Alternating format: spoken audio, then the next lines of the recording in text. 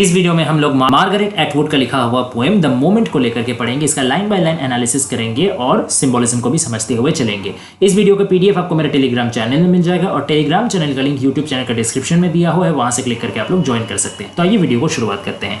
सबसे पहले समझ लेते हैं द मोमेंट यानी कि एक क्षण। किस क्षण का यहाँ पे बात कर रहे हैं कवि? उस क्षण का जहाँ पे ह्यूमन रेस जो है खुद को नेचर का और वर्ल्ड का और अर्थ का मास्टर समझने लगता है, और वहीं सेम घड़ी नेचर जब उससे जुदा हो जाता है, नेचर जब अपना हाथ उससे उठा लेता है, तब उसको रियलाइज होता है कि वो मास्टर नहीं बल्कि वो भी बाकी स्पीशीज की तरह नेचर का एक स्लेव मात्र है। ठीक है, नेचर सुपीरियर है, वो इंफीरियर है। ये डिसइल्यूशनमेंट उसको होता है। और ये पूरा पोएम डिफरेंट स्टैंजा में, 3 स्टैंजा का ये पोएम है, जिसमें स्टैंजा बाय स्टैंजा धीरे धीरे दिखाया जाता है कि कैसे ह्यूमन जो रेस है या ह्यूमन काइंड है वो खुद को नेचर का बॉस समझते हैं, नेचर को एक रिसोर्स समझते हैं जिसको किसी भी तरीके से वो लोग अपना हिसाब से लूट सकते हैं, उसको एक्सप्लॉइट कर सकते हैं, और उनका खिलाफ बोलने वाला कोई नहीं है। लेकिन अल्टीमेटली रियलाइज करने में भूल जाते हैं कि नेचर जब चाहे वो लोग को पलटवार कर सकता है, और आज भी नेचर के पलटवार के सामने हम लोग असहाय हैं। ओके, तो आइए अब लाइन बाय लाइन एनालिसिस करते हैं जिससे कि हम लोग को समझ में आए। The moment when, after many years of hard work and a long voyage, you stand in the center of your room, house, half acre, square mile, island, country, knowing at last how you got there, and say, I own this. यानी वही क्षण जब बहुत सालों के परिश्रम के बाद और एक बहुत लंबा सा जर्नी के बाद, voyage in the sense journey के बाद आप खड़े होते हो आपका रूम का एकदम सेंटर पॉइंट में। वो रूम आपके हाउस के अंदर है। वो हाउस हाफ एकड़ एक ज़मीन के ऊपर आप बनाए हो। वो हाफ एकड़ जो ज़मीन है वो कोई स्क्वायर माइल प्लॉट के अंदर आता है। वो स्क्वायर माइल प्लॉट कोई आइलैंड के अंदर आता है, वो कोई कंट्री के अंदर आता है।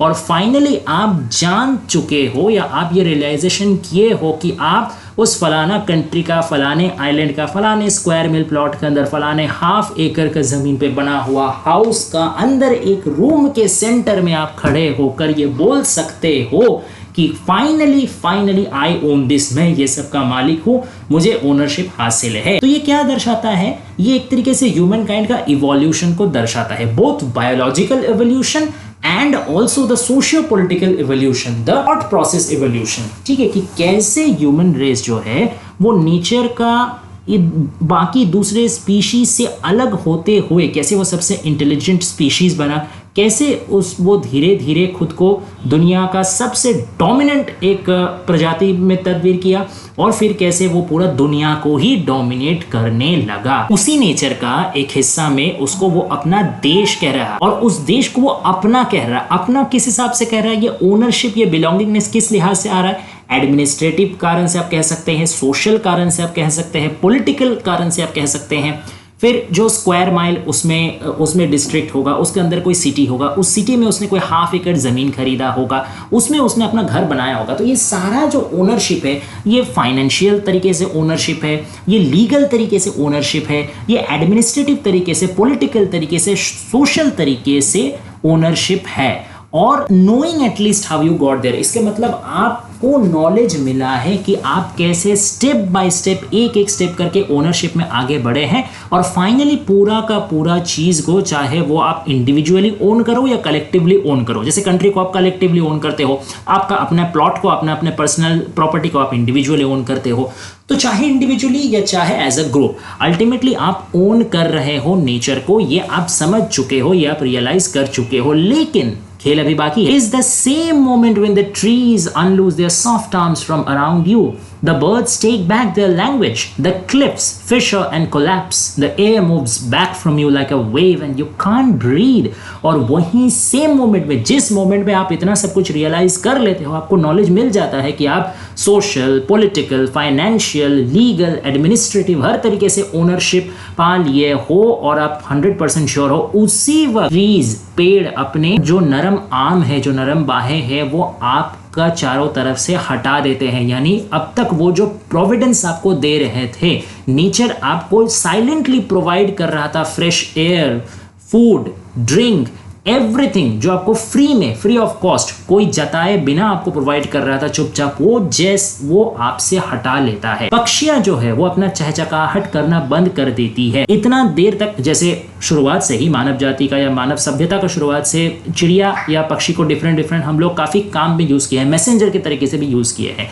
तो बर्ड्स अपने लैंग्वेज को जब ह्यूमैनिटी का सर्विस से अचानक से रोक लेते हैं, the cliffs fissure and collapse. Cliffs यानी होता है कि ऊंचा चट्टान, तो चट्टान एक तरीके से स्टेबिलिटी का सिंबल है, फर्मनेस का सिंबल है। तो जब वो स्टेबिलिटी या फर्मनेस का सिंबल ही फिशर यानी टूट जाना, बिखर जाना, कोलैप्स यानी वही ब्रेक डाउन कर जाना, तो जब वो टूट के बिखर जाता है, the air moves back from you, हवा आप क्या तरफ से पीछे हटने लगता है, लाइक अ वेव, एक तरंग की तरह, एक लहर की तरह, एंड यू कांट ब्रीथ, और आप सांस भी नहीं ले पाते हो। तो एक आयरनी है, ये नेचर का एक सैटायरिकल रिस्पॉन्स है कि अगर आप ये सोचने का गलती कर रहे हो कि आप नेचर को हर तरीके से ओन करते हो, तो नेचर को एक मोमेंट नहीं लगेगा आपको मार देने में।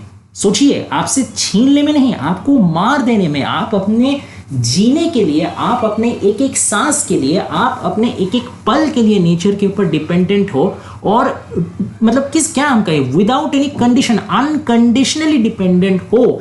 आप कोई भी शर्त पे नहीं हो। आप ऐसा नहीं है कि आप कुछ शर्त दिए हो, नेचर वो मान रहा है, फिर आप डिपेंडेंट हो। आपका कोई शर्त का बगैर आप डिपेंडेंट हो, आपको नेचर का सहारा चाहिए, नहीं तो आप एक पल सांस भी नहीं ले सकोगे। ये नेचर जब आपको एहसास कराने पे आ गया ना, तो आप इस चीज को एहसास कर सकोगे कि कितना बड़ा आप गलती किए हो, नेचर को आप ओन करते हो ये सोच करके। अब क्या ये सिर्फ स्पेक्युलेटिव है या ये रियलिटी भी है? ये एक तरीके से रियलिटी भी है, क्योंकि आजकल के दिन में जितना इंडस्ट्रियल मतलब जो टेक्नोलॉजिकल इन्वेशन बढ़ रहा, इंडस्ट्रियलाइजेशन डेवलपमेंट बढ़ रहा, उतना ही ज्यादा हम लोग मतलब पोल्यूशन देख रहे हैं, एनवायरमेंटल डिग्रेडेशन देख रहे हैं, ठीक है, फिर क्लाइमेट चेंज देख रहे हैं। तो इन चीज़ों के वजह से काफ़ी सारा, पहले जो फ्रेश एयर मिलता था वो अभी नहीं मिल रहा है, जो पेड़ को ज़्यादा से ज़्यादा काटा जा रहा है, तो ग्लोबल वार्मिंग हो रहा है, गर्मी बढ़ रहा है, क्लाइमेट चेंज हो रहा है, असमय में बारिश हो रहा है, बाढ़ आ रहा है, ड्रॉट हो रहा है, पूरा तहस नहस हो चुका है सारा। मतलब दुनिया का जो एक स्टेबिलिटी था वो खत्म होते हुए जा रहा। तो ये जो एक तरीके के एपोकैलिप्टिक विजन के बारे में बात किया जा रहा है, ये सिर्फ अभी एक कल्पना नहीं है, बल्कि ये एक वास्तव है, ये होता हुआ दिख रहा है। तो ये एक मैसेज है पोएट की तरफ से कि अरे मूर्ख इंसानों, कम से कम अब तो समझ जाओ कि तुम लोग नेचर को ओन नहीं करते, तुम बल्कि नेचर पे डिपेंडेंट हो। अब जो थर्ड स्टैंजा है, इसमें कंक्लूडिंग हम लोगों को रिस्पॉन्स मिलता है, नो दे विस्पर, नहीं, वो लोग चुपके से बोलते हैं। वो लोग यानी कौन लोग? All the agents of nature. Agents of nature यानी यही सेकंड स्टैंजा में जो चीज का बात किया गया, ट्रीज का बात किया गया, बर्ड्स का बात किया गया, क्लिफ्स का बात किया गया, एयर, ये सारी चीज और भी बाकी जो living and non living element है, वो सब मिल करके चुपचाप क्या बोल रहे हैं कि नहीं, यानी कि तुम ओन नहीं करते हो, नेचर तुम्हारा गुलाम नहीं है, यू ओन नथिंग, कुछ भी तुम ओन नहीं करते हो, यू आर ए विजिटर, तुम सिर्फ एक दर्शक थे। Time after time climbing the hill, planting the flag, proclaiming, सिर्फ तुम क्या किए हो, जैसे जैसे समय गुजरा है, बार बार तुम पहाड़ी पे चढ़े हो, उसमें अपना झंडा गाड़े हो और बस प्रोक्लेम किए हो, डिमांड किए हो, दावा किए हो कि मैं इसमें मेरा हक है, मैं इसको ओन करता हूँ। लेकिन सिर्फ महज हक करने से या दावा करने से उसका ओनर तुम बन नहीं जाते हो। यहाँ प्लांटिंग द फ्लैग एक तरीके से आप इंपीरियलिज्म का एक सिंबल भी समझ सकते हो कि जैसे जैसे साम्राज्यवाद आगे बढ़ रहा था, और इसमें थोड़ा सा हिस्टोरिकल पर्सपेक्टिव आप समझ सकते हो कि मार्गरेट एटवुड खुद एक कैनेडियन राइटर हैं, और कनाडा भी कुछ समय पहले क्या था, ब्रिटिश और फ्रेंच इंपीरियलिज्म का एक शिकार था, साम्राज्यवाद का शिकार था। तो एक तरीके से ये भी कहा जाता है कि कनाडा को आप अगर नेचर के साथ तुलना करें तो, और ब्रिटिश और फ्रांस कॉलोनियलिज्म को अगर आप ह्यूमैनिटी का इन्वेशन के साथ तुलना करें, तो ये पोएम के साथ आपको एक नेशनलिस्ट फीलिंग सीधा सीधा लिंक होते हुआ दिख जाएगा। तो सिर्फ महज जोर जबरदस्ती फ्लैग गाड़ करके, झंडा गाड़ के उस जगह को अपना बोलने से वो अपना नहीं होता। Okay, we never belong to you, हम लोग कभी तुम्हारे थे ही नहीं। हम लोग यानी नेचर का हर पार्ट, हर हिस्सा बोल रहा है इंसान की तरफ चीख के चिल्ला के कि हम कभी भी, हम लोग कोई भी एक भी तुम लोग गुलाम नहीं थे। यू नेवर फाउंड अस। तुम सोचते हो ना कि तुम हम लोगों को ढूंढे हो, तुम हम लोगों को आज का आकार दिए हो, शेप दिए हो, डिस्कवर किए हो, परिचिति दिए हो। नहीं, ये तुम्हारा गलतफहमी है। It was always the other way round. हमेशा से ये उल्टा होते रहा है। हम लोग तुमको ढूंढे हैं, यानी nature has given human beings an identity, ना कि ह्यूमन बींग ने नेचर को एस्टैब्लिश किया। नेचर ने ह्यूमन बींग को एस्टैब्लिश किया। नेचर के ऊपर ह्यूमन डिपेंडेंट है, ना कि ह्यूमन के ऊपर नेचर डिपेंडेंट है। तो ये जो काफी उल्टा सोच है ना, ये ह्यूमैनिटी को चेंज करना पड़ेगा। और अगर वो चेंज नहीं किया, नेचर को एक मोमेंट भी नहीं लगेगा ये रियलाइजेशन कराने में कि कितने कितने अनगिनत मोमेंट ह्यूमैनिटी ने पार किया है गलतफहमी में, और एक मोमेंट ही काफी है नेचर की तरफ रिटेलिएट करने में, उसको खत्म करने में। Humanity is nothing but one of the millions and millions of species that have come on this world and have gone from this world. और हो सकता है कि एक दिन पोस्ट ह्यूमन वर्ल्ड जब आएगा, दुनिया में से इंसानियत भी एक दिन मिट जाएगा, लेकिन दुनिया नहीं मिटेगा। ओके, तो ये था पोएम। आशा करते हैं आपको समझ में आया होगा। अगर वीडियो पसंद आए तो लाइक, शेयर और सब्सक्राइब कर दीजिए, और भी टॉपिक में वीडियो चाहिए तो कमेंट कर दीजिएगा। हम लोग उसमें जल्दी से जल्दी वीडियो बना के डाल देंगे। Thanks for watching guys, please stay tuned.